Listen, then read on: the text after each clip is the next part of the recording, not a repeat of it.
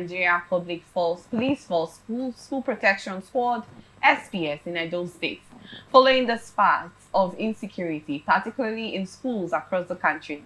Egbetokun emphasized that the launch of the program was part of efforts to ensure security and a conducive learning environment for teachers and students in the state.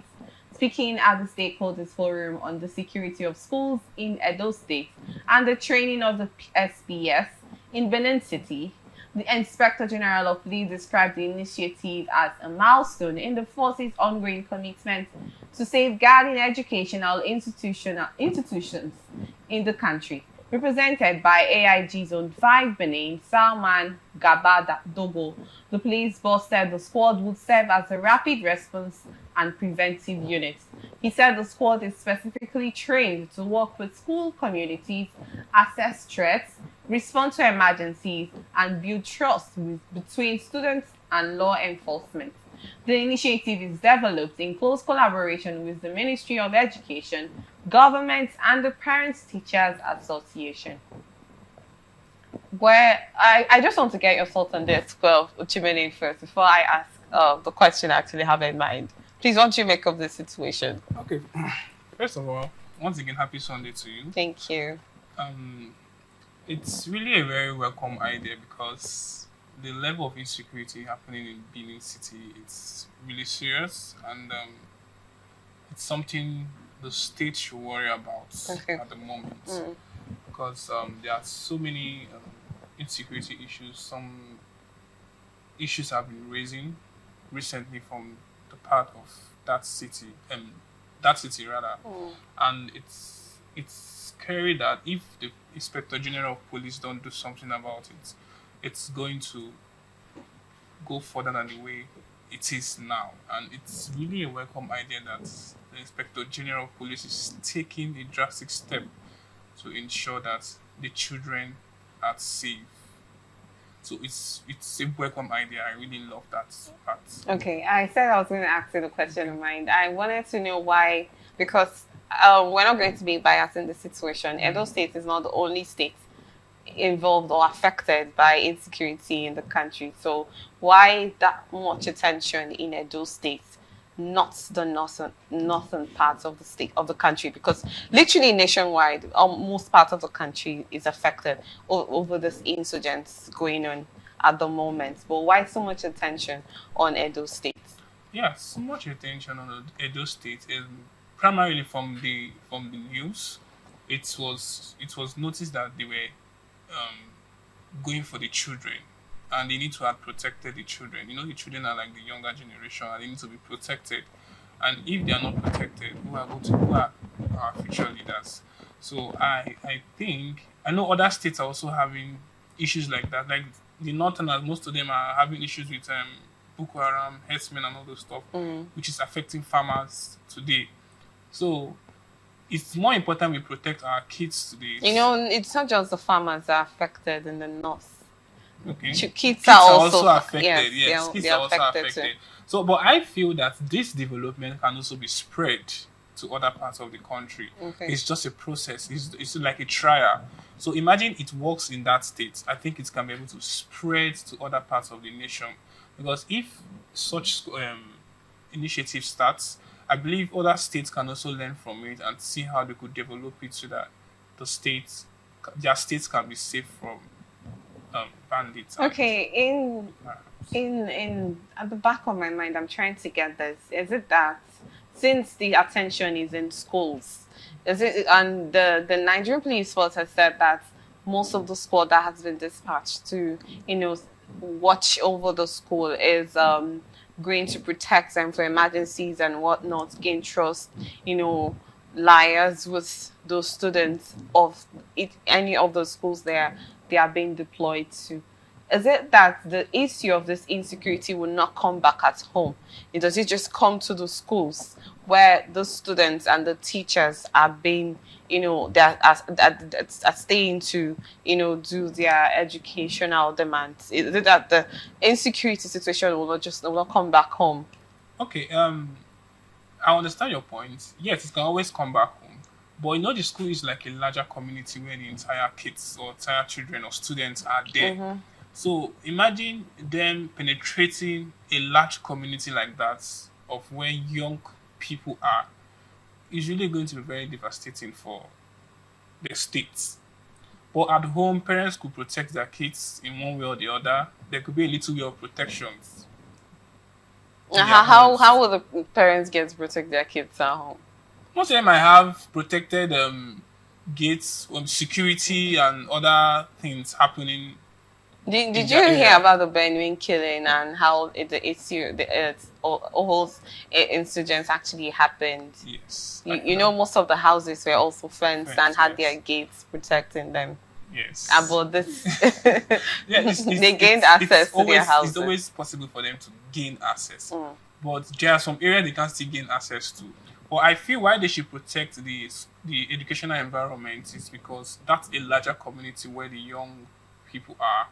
Okay. And I feel that that place should be, the entire state needs to be protected, undisputable. But they should be more concerned, like just like the time of the Chibok girls.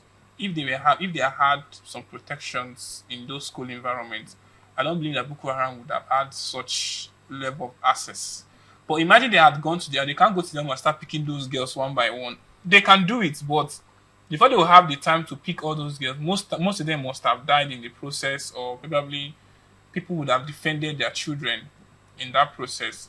So, but in that larger community, these are kids, they cannot even stand for themselves. So most of them would just be like, "Oh yes, yes, I'll follow," because you know when you're showing them gun and you're being harsh on them, they want to just succumb to any circumstance at all. So when they see things like that, they are scared and they want to do. But when they are with their parents will just see how they could help them and protect them a against little. against I'm not saying terrorists I'm not that saying they can protect them against terror, but at least to an extent. okay. To an extent, because there is no mother or father that will be there and the terrorist is trying to get their kids that they will not want to fight back Okay. at least little. That's just the point. Okay, I also wanted to ask about the other parts where it's not just this schools should not just be sent to schools. You know, in some states where I think the Northeast, West, the issue of there was a time that the terrorism was actually on the high, and most of this military sent squads to most of the communities that were affected, and they had some of their base there. So yeah, I don't think in that instance, is there no possibility that they could also have a base and not just being deployed to just guard the schools, or is this something that will just be sent to schools, or they are supposed to have their base around the Benin City community? Okay, having their base is one thing, which is I love your idea, your suggestion. Having their base there is really nice, but there is one thing about security. What if where their base are, they not transfer that insecurity that same problem to a different region where that base is not located? So in that instance, it means that you're just being sent for each of the days that the school opens. They send the squad to protect the students and then come back. They are not coming back. Definitely, they will have to stay there. That means they have a base there. Yes, have a base there. Stay there. Now, this is one thing. The one thing about things like this, Nigerians have one. Nigerian government is one people that when they say something and they will not want to do it, they might do it, but they will not do it in a way to be very perfect. Now, imagine them creating a base in each of these secondary schools. You will still see them not even create base in rural areas of that particular state. Okay. And now those people will going to be investing in those states that are those rural communities where the base are not located.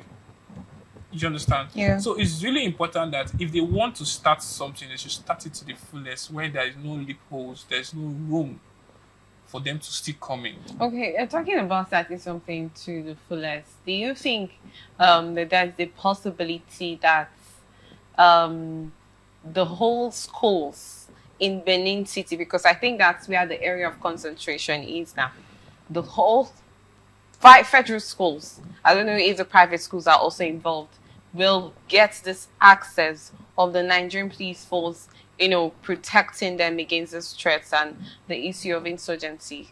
Okay. Yes, they can. But one thing about security is not about the state. It's not about the Nigerian force. Security starts by me and you, by reporting for issues. Okay. It's not about us saying that we have security here, we have security there. Security is here, security is there. But it is the ability for us to be able to reach out to first-hand information. Just like in foreign countries, their 911 is very active. You could sit down here and you're calling them and they will come with their full squad. But in Nigeria, does just such thing work? They will even want to cut the call on you and saying you're saying what you don't know. So what Nigerians should work on, first of all, it's having a line that is a security line that it's active, that if you call them, do you know that most people who are in the foreign countries, sometimes they might even call 911 and say they want to order something. But now the people who are there are more intelligent to know that this person is in danger. I don't know if you understand. This person is in danger. That's people who are trained for security, because some of them might be kidnapped and they have the access to phone. They cannot start making calls and say, I'm police kidnappers are here or this. They cannot make such statements. They'll have to reverse statement when you say something different so that you can distract the kidnappers and feel that, okay, you're calling your parents. They might even be calling a 911 and in the eyes of the kidnapper, they're calling their parents. So this is about training our police force to be that intelligent to understand when someone is a big issue. Because someone cannot just call 911 and say he wants to order for something or he wants to talk to the parents. Someone who is veteran should know that this person is in big challenge or in a problem. Okay. So the country needs to work on a security line, have intelligent people to attend to citizens. Because it's not about you having the police force. It's about first-hand information.